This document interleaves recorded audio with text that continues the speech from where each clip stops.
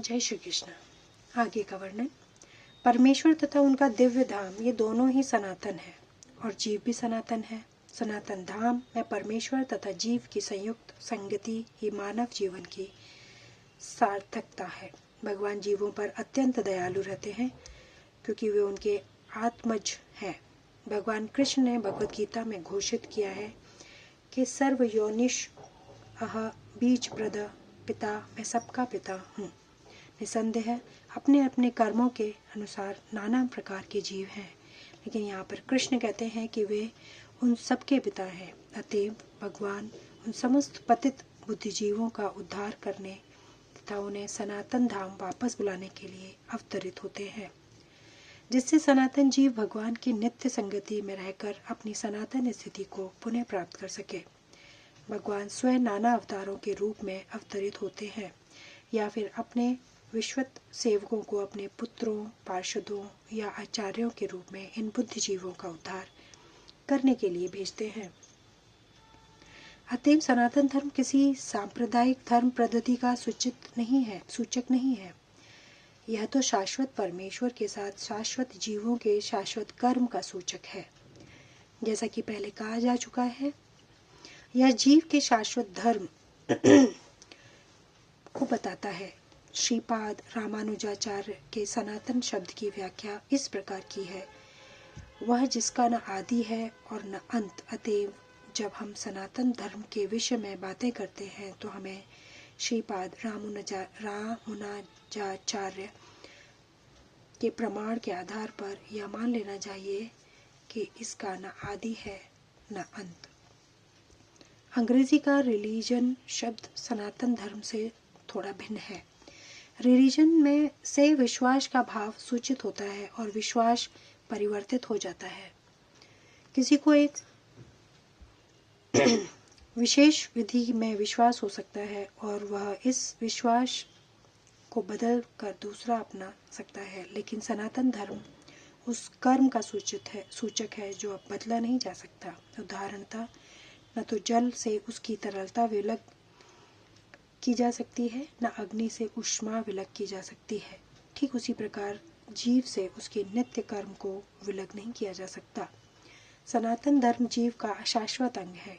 अतएव जब हम सनातन धर्म के विषय में बात करते हैं तो हमें श्रीपाद रामानुजाचार्य के प्रमाण को मानना चाहिए कि उसका न तो आदि है न अंत।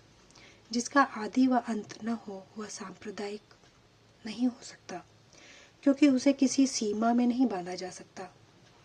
जिनका संबंध किसी सांप्रदायिक में होगा वे सनातन धर्म को भी सांप्रदायिक मानने की भूल करेंगे। किंतु यदि हम इस विषय पर गंभीरता से विचार करें और आधुनिक विज्ञान के प्रकाश में सोचें तो हम सहज ही देख सकते हैं कि सनातन धर्म विश्व में समस्त लोगों का ही नहीं अपितु ब्रह्मांड के समस्त जीवों का है। भले ही असनातन धार्मिक विश्वास का मानव इतिहास के पृष्ठों में कोई आदि हो, लेकिन सनातन धर्म के इतिहास का कोई आदि नहीं होता, क्योंकि यह जीवों के साथ शाश्वत रहता है। जहाँ तक जीवों का संबंध है, प्रमाणित शास्त्रों का कथन है कि जीव का न तो जन्म होता है न मृत्यु। गीता में कहा गया है कि जीव न तो कभी जन्मता है न कभी मरता है। यह शाश्वत तथा अविनाशी है और इस क्षणभंगुर शरीर के नष्ट होने के बाद भी रहता है। सनातन धर्म के स्वरूप के प्रसंग में हमें धर्म की धारणा को संस्कृत के मूल शब्द के अर्थ में समझना होगा। धर्म का अर्थ है जो पदार्थ विशेष में सदैव रहता है। हम यह निष्कर्ष निकालते हैं कि अग्नि के साथ ऊष्मा तथा प्रकाश सदैव रहते हैं।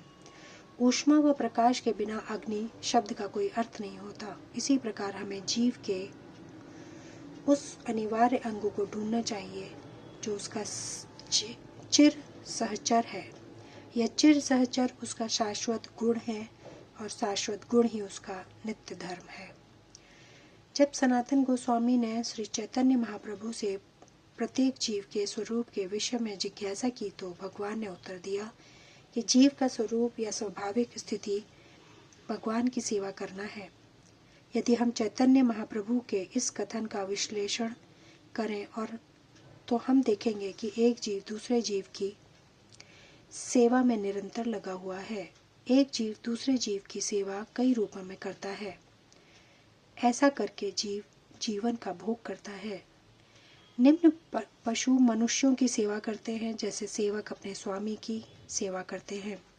एक व्यक्ति अपने स्वामी की सेवा करता है और अपने स्वामी की और इसी तरह सब एक दूसरे की सेवा करते हैं। इस प्रकार हम देखते हैं कि एक मित्र दूसरे मित्र की सेवा करता है, माता पुत्र की सेवा करती है, पत्नी पति की सेवा करती है, पति पत्नी की सेवा करता है। यदि हम इसी भावना से खोज करके चले तो पाएंगे कि समाज में ऐसा एक भी अपवाद नहीं है जिसमें कोई जीव सेवा में न लगा हो।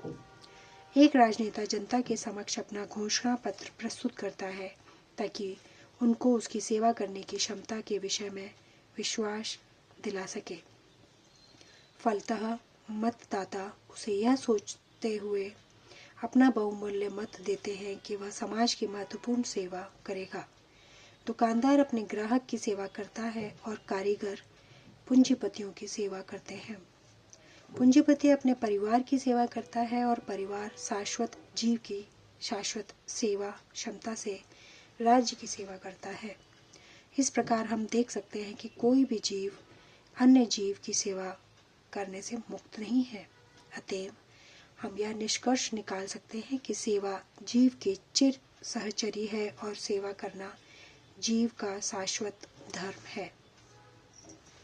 तथापि मनुष्य काल तथा परिस्थिति विशेष के प्रसंग में एक विशिष्ट प्रकार की श्रद्धा को अंगीकार करता है और इस प्रकार वह अपने को हिंदू, मुसलमान, ईसाई, बौद्ध या किसी अन्य संप्रदाय का मानने वाला बताता है।